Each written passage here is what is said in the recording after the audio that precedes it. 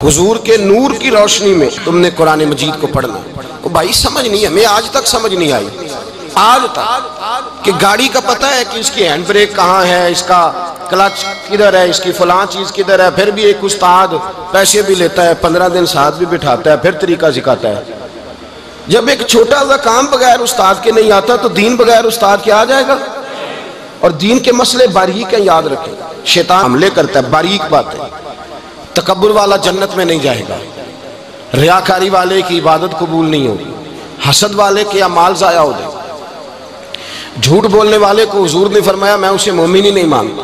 اب یہ ساری چیزیں جو باطنی نقص ہیں، یہ بیماریاں ہیں باطن کی۔ آپ اگر دوائی نہ لیں تو آپ کے جسم کی بیماری نہیں جاتی، درویش کے پاس نہ جائیں تو آپ کی روح کی بیماری نہیں جاتی۔ جھوٹ نہیں چھوٹ سکتا، بدی نہیں چھوٹے گی۔ ہم نے دیکھا ہے تھوڑی دیر کے لیے لوگ مسجد آتے ہیں، نماز شروع کرتے ہیں، عمرہ کر کے آئے تو شروع ہو گئی، تھوڑا سا حج کر لیا شروع ہو گئی، خدا نہ خواستہ گھر میں کسی کا انتقال ہو گیا تو نماز شروع ہو گئی، تو ٹھیک کریں، لیکن وہ بعد میں چھوڑ جاتے ہیں۔ قائم کون رہتا ہے؟ قائم وہ رہتا ہے جس کے پیچھے کوئی قائم رکھنے والا ہوتا ہے۔ موبائل بند ہو جاتا ہے اگر بیٹری اس کی چارج، ہم اللہ والوں کے پاس جاتے ہیں، ان کی 2 باتیں بیٹری چارج کر دیتی ہیں۔ وہ ہمیں بتاتے ہیں کہ جینا کس طرح ہے، انسانیت کیسے تم نے اپنے اندر پیدا کرنی ہے، تم نے اللہ سے ڈرنا کس طرح۔ ان کی باتیں دلوں کو نرم کرتی، ان کی گفتگو انسان کو بدل دیتی، ان کی صحبت میں بیٹھنے والا بڑا آگے جاتا ہے۔ جو ان کی خدمت عالی مرتبت میں رہتا ہے، اللہ اسے اسی طرح کا رنگ عطا کرتا ہے۔ سنیں، میرے نبی پاک سید عالم علیہ السلام کے صحابی حضرت ابو ذر غفاری نے پوچھا، حضور ایک بندہ نیک لوگوں سے پیار کرتا ہے پر ان کی طرح کے کام نہیں کرتا، اس کے بارے میں حکم کیا ہے؟ کوشش کرتا ہے پر غلطی رہ جاتی ہے، پر پیار سچا کرتا ہے۔ تو آپ ترغیب و ترہیب پڑھیں، میرے رسول پاک نے فرمایا جو جس سے پیار کرے گا جنت میں اسی کے ساتھ کھڑا کیا جائے گا۔ کہہ رہے ہیں کہ حضور عمل نہیں کرتا، ایک مرشد کامل، لیکن میرے بھائی جو رب کریم کے بندے تھے ان کا رشتہ اصلاح کا رشتہ تھا۔ پیر کے ساتھ رشتہ اصلاح کا رشتہ ہوتا ہے۔ وہ جو لوگ رسمی بیعت کرتے ہیں نا، ٹھیک ہے مرید ہو گئے چلو روزی میں برکت ہو جائے گی، اس سے بھی انکار نہیں۔ اعلیٰ حضرت فرماتے ہیں بیعت برکت کی بھی بڑی بات ہے، اور دلیل کیا ہے؟ آپ فرماتے ہیں اگر اصحاب کہف کا کتا ولیوں کے پاس بیٹھ جائے اللہ اسے خالی نہیں رکھتا، تو ولیوں سے پیار کرے گا تو کیسے خالی رہ جائے گا؟ بیعت برکت بھی بڑی بات، لیکن جب آپ مرید ہوں تو جس مکتب میں جائیں اس کا سبق یاد کریں، جس چیز سے روکا جائے اس چیز پر۔ سمجھ آ رہی ہے میری بات کی؟ لوگ کہتے ہیں جی معرفت کیا ہوتی ہے، تو معرفت آپ قرآن مجید کا 15واں سپارہ آخر سے اور 16واں سپارہ شروع سے پڑھیں، حضرت خضر اور جناب موسیٰ کا واقعہ دیکھیں، وہ ساری معرفت کی بات ہی تو ہے۔ ایک بندہ قتل کر دیا جناب خضر نے، حضرت موسیٰ کہتے ہیں یہ کیا کیا؟ آپ فرمانے لگے یہ اپنے باپ ماں کے لیے تکلیف کا سبب بن جانا تھا لہذا قتل کر دیا، بچوں کی دیوار سیدھی کر دی۔ یہ ساری تفصیل قرآن مجید میں ہے۔ تو حضرت سیدنا موسیٰ علیہ السلام کہنے لگے یہ کیا؟ فرمایا ان کا باپ بڑا نیک آدمی تھا۔ تو بھائی تفصیل دیکھیں آپ، اللہ والوں کے پاس لوگ جایا کرتے، ان کے پاس بیٹھتے۔ ہمارے دور کے اندر ایک بڑا غلط کام کرتے ہیں لوگ، ایک تو جاتے نہیں، پیر نہیں پکڑتے، شیخ نہیں پکڑتے، اور حضرت باجید بستامی فرماتے ہیں اگر نیکی بتانے والا تجھے کوئی نہ ہو، تیرا پیر کوئی نہ ہو، تو شیطان تو پھر ہے ہی تیرے ساتھ، بدی پہ تو وہ لگائے گا ہی۔ اگر نیکی بتانے والا کوئی نہیں تو پھر بدی بتانے والا تو تیرے ساتھ ہے۔ ہم نے یہ دیکھا ہے، اپنی زندگی کا چھوٹا سا تجربہ ہے کہ جو آ کے مرید ہوتا ہے وہ سارا بدل جاتا ہے۔ اس کے لیے داڑھی رکھنا آسان ہو جاتا ہے، اس کے لیے درود پاک پڑھنا، چڑھتی جوانی، مال دولت سارا کچھ، لیکن اس کے لیے تبدیل ہونا۔ اور جو لوگ اس طرف توجہ نہیں کرتے، اس معرفت کی طرف رجوع نہیں کرتے، ان کی زندگیاں بیت جاتی ہے ویسے کہ ویسے ہی رہتے ہیں، تبدیلی نہیں آتی۔ تو بھائی اس زمانے کا جرم پتہ کیا ہے؟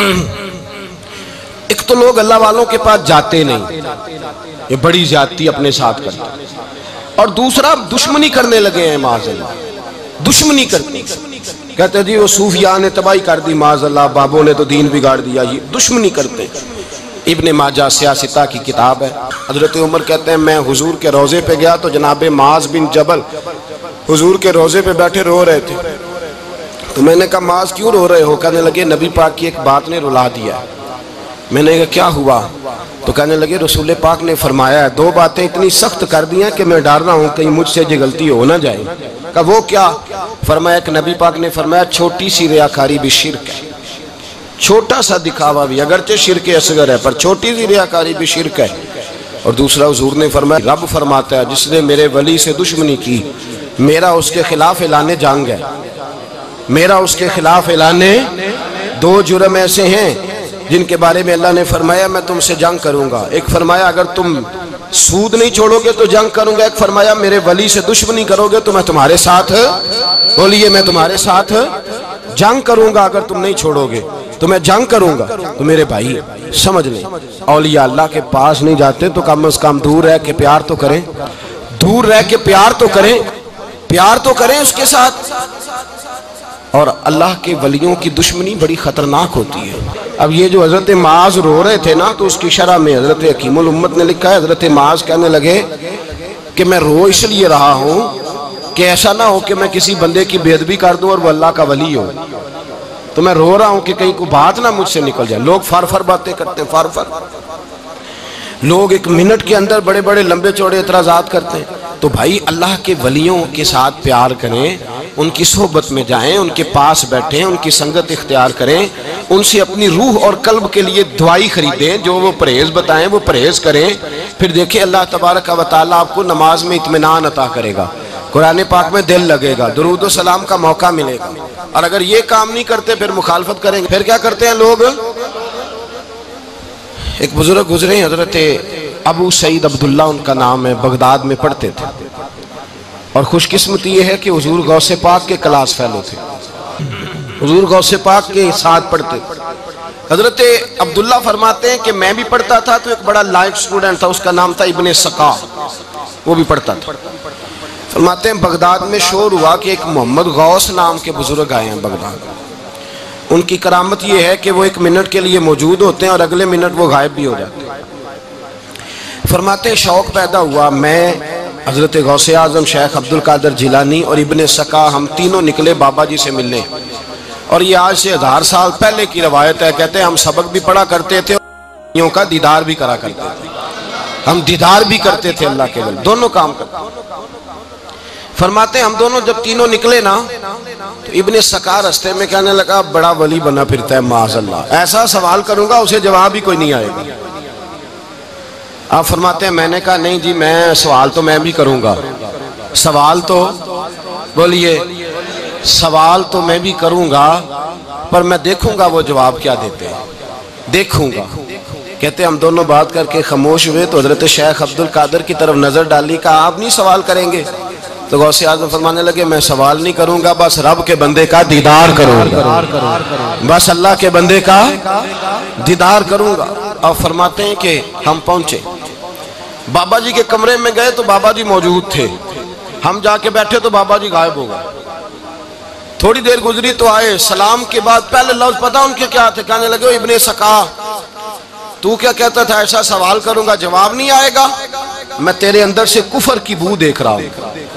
کفر کی بو دیکھ رہا ہوں. تو رب کے بندے سے دشمنی کرتا ہے. اور فرمانے لگے او ابو عبداللہ تو کہتا تھا کہ میں دیکھوں گا وہ کیا جواب دیتے ہیں. فرمایا تو کافر تو نہیں ہوگا پر دنیا دار ضرور ہو جائے گا. کہتا پھر بابا جی نے رخ پھیرا غوث پاک کی طرف اور کہنے لگے عبد القادر تو کہتا تھا میں رب کے بندے کا دیدار کرنے جا رہا ہوں. فرمایا جا میں تجھے دعا دیتا ہوں جب تک تیرا قدم نہیں لگے گا اللہ کسی کو ولایت عطا نہیں کرے گا. جا میں تجھے دعا دیتا ہوں جب تک تیرا قدم نہیں لگے گا رب کسی کو ولایت. حضرت ابو عبداللہ فرمایا کرتے تھے ہم آ گئے. ابن سقا پھر نہ مانا. کہنے لگا نہیں ایسے ہی بات کر دی ہے اس تو کوئی علم غیب ہے معاذ اللہ. کہتے ہم نے دیکھا وہ سب سے بڑا عالم بنا مناظر بنا بڑی تقریریں کرتا واضح کرتا. پھر وہ روم چلا گیا. روم کے بادشاہ نے اسے وزیر اوقاف بنا لیا. پھر ایک دن روم کے اس عیسائی بادشاہ کی بیٹی اسے پسند آ گئی. کہنے لگا میں نے شادی کرنی ہے. کہتے ہیں بادشاہ کہنے لگا کر دوں گا شادی پر تجھے عیسائی ہونا پڑے گا. کہتے ہیں مارا قسمت کا معاذ اللہ ثم معاذ اللہ نقل کفر نہ باشد. عیسائی ہو گئے. آپ فرماتے ہیں مجھے بھی ایک بادشاہ نے بلا لیا. اس نے مجھے بھی ایک عہدہ دے دیا. میری بھی دنیا میرے کانوں تک آ گئی. بڑی جان چھڑاتا ہوں دولت سے مال سے شہرت سے پر میری چھوٹتی نہیں. آپ فرماتے ہوش اس دن آئی جس دن بغداد کے منبر پر بیٹھ کر اور 70,000 کے مجمع میں کھڑے ہو کے غوث اعظم نے فرمایا آؤ بھائی جس نے ولایت لینی ہے عبد القادر کے پاس آؤ، میں قدم رکھتا جاؤں گا اللہ ولایت عطا کرتا چلا جائے گا، آؤ میرے پاس میں ولایت دیتا ہوں۔ ہر مشکل دی کنجی یارو ہاتھ مرداں دے آئی تے مرد نظر کرے جس ویلے مشکل رہے نہ کائی۔ لوگ دشمنی کرتے ہیں، اللہ والوں سے اللہ ملتا ہے، اللہ کے بندوں سے معرفت کا حسن ملتا ہے، اللہ کے بندے بیعت اپنی کرتے ہیں جھکاتے اللہ کی بارگاہ۔ اللہ تبارک و تعالیٰ کے بندوں کے پاس بیٹھنے سے رسول اللہ کا پیار ملتا ہے، اللہ کے بندوں کی صحبت حضور کے دروازے تک لے جاتی ہے، رب کریم کے بندوں کی صحبت عاجزی سکھاتی ہے، اللہ کے بندوں کے پاس بیٹھنے والے اللہ اللہ کرنے لگتے ہیں، رب کریم کے بندوں کے پاس بیٹھنے والوں کو سجدے کا نور حاصل ہوتا ہے۔ اور میرے بھائی اگر تو نے کسی کے ہاتھ میں ہاتھ دیا ہو تو ملے گا کیا؟ ملے گا کیا؟ خواجہ نظام الدین محبوب الہی رحمت اللہ علیہ کھڑے تھے تو ایک آدمی حلوائی کی دکان پہ کچھ چیز لینے آیا، کوئی درویش سادہ سا آدمی چھوٹی سی مسجد سے نکلا، حلوائی سے کہا دے دے، حلوائی کہا چل دوڑ جا، تو روز آگے کھڑا ہو جاتا ہے، جب سارے آتے ہیں تب آیا کر، غریب گاہک تھا نا تو حلوائی نے جھڑک دیا، اس درویش کو جوش آ گیا، کہنے لگا میرے ساتھ بدتمیزی نہ کرنا ورنہ میں تیری دکان الٹ کے رکھ دوں گا، میں تیری دکان الٹ دوں گا، کہنے چل دوڑ جا، بڑے دیکھیں ہیں تیری طرح کے دکان الٹنے والے۔ حضرت نظام الدین محبوب الہی گزر رہے تھے، حلوائی کی نظر پڑی تو دوڑ کے دست بوسی کرنے آیا، کہنے لگا حضور السلام علیکم، آپ فرمانے لگے اس کے ساتھ بد اخلاقی نہ کر، تیری دکان واقعی الٹ جائے گی۔ کہا حضور کس طرح؟ یہ تو ایسے ہی سادہ سا ہے، آپ فرمانے لگے یہ بھی سادہ ہے، اس کا پیر بھی اسی طرح کا ہے، پر دادا پیر بڑا باکمال ہے، وہ جس کے ہاتھ میں اس کا ہاتھ ہے وہ بڑا باکمال ہے، فرمایا وہ تیار کھڑا ہے، وہ کہتا ہے چلو نالائق ہوا تو کیا ہوا، بچہ تو ہمارا ہی ہے نا۔